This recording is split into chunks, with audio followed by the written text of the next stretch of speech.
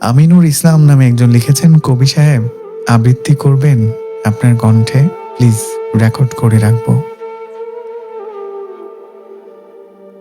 আমার জন্য কেউ অপেক্ষা করে না।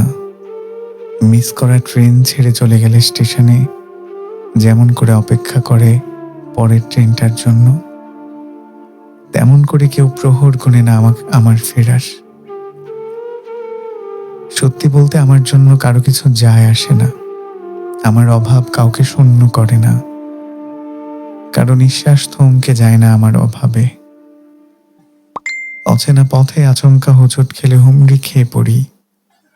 চলতি পথে কেউ এক পা বাড়িয়ে এগিয়ে আসে না, শক্ত করে হাত ধরে না। আগের মতো ধুলো ঝেড়ে কেউ বলে না একটু লাগেনি, কান্না থামাতে বলে না আর। সত্যি বলতে আমার জন্য কারো কিছু যায় আসে না। এমনটা নয় যে কেউ আমাকে ভালোবাসেনি, কেউ আমার ভালো চায়নি। সবাই আমার ভালো চেয়েছে, কিন্তু কেউ আমাকে চায়নি। দিন শেষে আমি তাই একা, এই বিশ্ব ব্রহ্মাণ্ডে একটা নিঃসঙ্গ নক্ষত্রের মতো একা।